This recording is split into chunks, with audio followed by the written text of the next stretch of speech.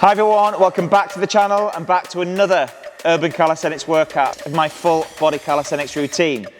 In today's session, I've got for you 5 exercises for which you'll be doing 45 seconds of work, 15 seconds of rest for a total of 3 rounds.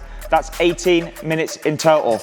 Now, one of those exercises, the split knee drops, you'll be doing for a total of 45 seconds per side with the 15-second break in the middle, and that's what bumps it up to 6 minutes per round. Now, the equipment that you'll need for this session will be a set of gymnastics rings, a set of P-bars, a box or a sturdy chair, and a small space to work in, and you are good to go. As always, make sure you get a good warm-up before starting this routine. You can do one of your own, but I will leave a link in the description below for a warm-up that I feel is suitable for this routine. As always, make sure you spend some time on those instructionals before getting stuck in. That's enough from me. Let's see what's in store. So for the P-bar push-up to jump through, you're going to start by moving into an L position, making sure the legs are as straight as possible, the hips are level to or even slightly behind the hands, the wrists are as straight as possible, the arms are locked and the shoulders are packed down. In this position, if the hips are in the right setup, we should be able to compress down through the bars and raise the legs. Failing that, you're just going to try and take as much weight out of the feet as you possibly can. Now we need to get from the L position into a support position. So I'm going to lean forward slightly, compressing the bars, and I'm going to bend my legs and move into a push-up position. From here, you'll perform a push-up, going to your deepest range, keeping the hips level to the shoulders. You push out strong, keeping the weight forwards on the shoulders a little bit. You're going to bring the knees through the tuck position, into the L, and then back into your support position. So full push-up, jump through, land your feet if you want to, being light on the feet, moving back into your support position, push up, and then repeat.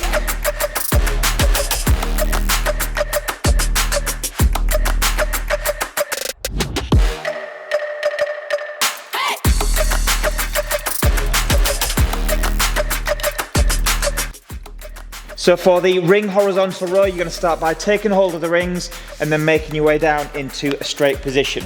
Just make sure that the arms are completely straight and you don't have your shoulders coming into contact with the floor.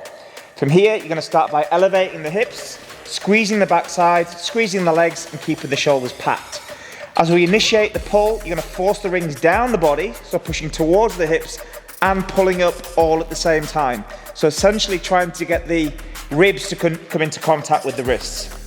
So again, I'm going to pull up, force the rings down the body, essentially moving like a plank of wood, keeping the body as straight as possible. Back to full extension of the arms before moving into the next one.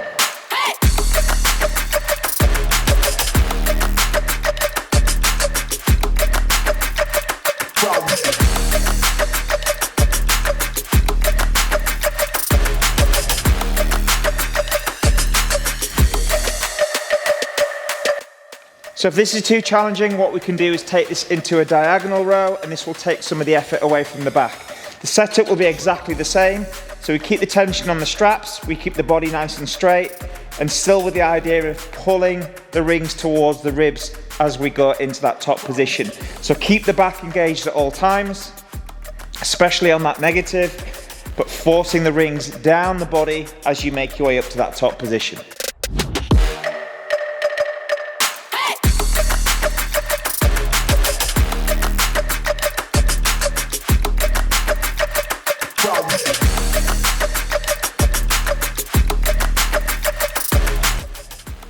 So for the split knee drops, you're going to start yourself by moving into a duck stance position or staggered position, placing one hand either side of the foot. From here, the intention is to shift some weight forwards, pressing down through the floor, gripping the floor, keeping the arms as straight as possible, and then sending the hips as high as you possibly can until the legs go straight. Now, if this is not possible and the hamstrings don't like it, we can simply go up onto the fingertips, or even more so, we can bring the hands that little bit more forwards, taking the emphasis away from the back of the legs. But ultimately, you're trying to keep the palms fixed as best you possibly can. Once you've reached that top position, you move back down into your duck stance position, placing your backside on your heel, and then repeat.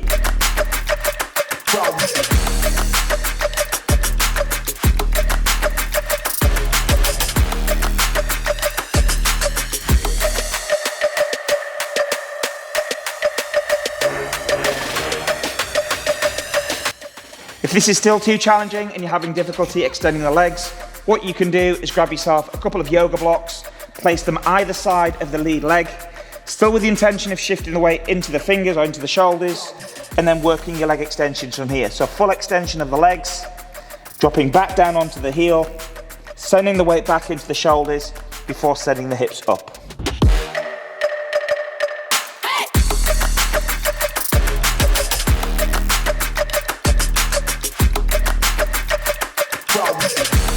So for the P-bar dip to alternating leg lift, you're going to start by setting your bars up to around about shoulder width, placing the hands central to the bars and trying to get to right angles between the legs and the torso.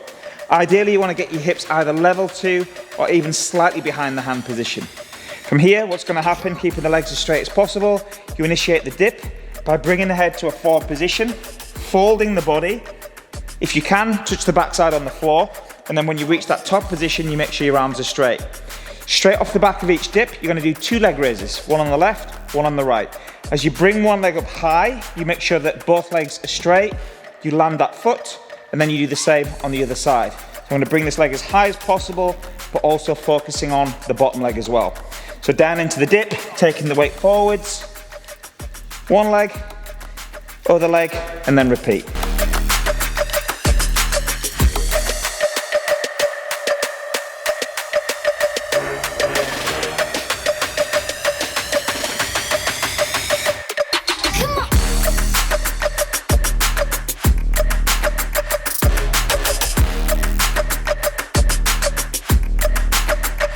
So for our box squat pike to toes to floor combination, you're going to start by placing your hands on the floor and then bringing your feet up onto the box. When your feet are up on the box, you're going to make sure your legs are as straight as possible and trying to bring your hands underneath your hips. From this position, as we initiate the toes to floor, we're going to start by bringing the shoulders forwards, compressing the floor, and you're going to swing one leg out to the side with the intention of bringing the foot as near to the floor as you possibly can. As you bring that foot back to its original position, you push your head back into your arms, send your shoulders forwards once again and do the same on the opposite side.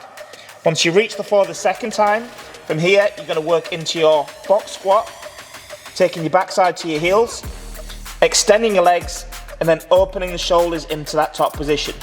So we planche the shoulders again, bringing the shoulders in front of the wrists, toes to floor on one side, go head back in the arms, shoulders forwards again, second foot to the floor, and then we move back into our box squat pike before starting the whole thing again.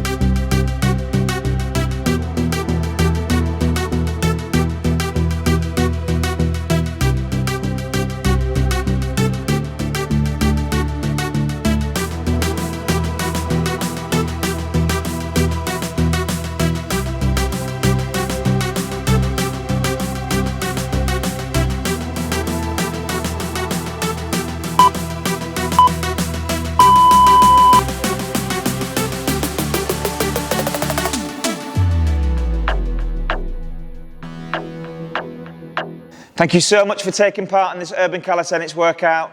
I hope you had a great time challenging yourself and breaking a sweat. If you did find this workout useful and beneficial, please give me a like, and most importantly, tell all your friends. Keep up the great work, stay motivated, and I'll see you on the next workout.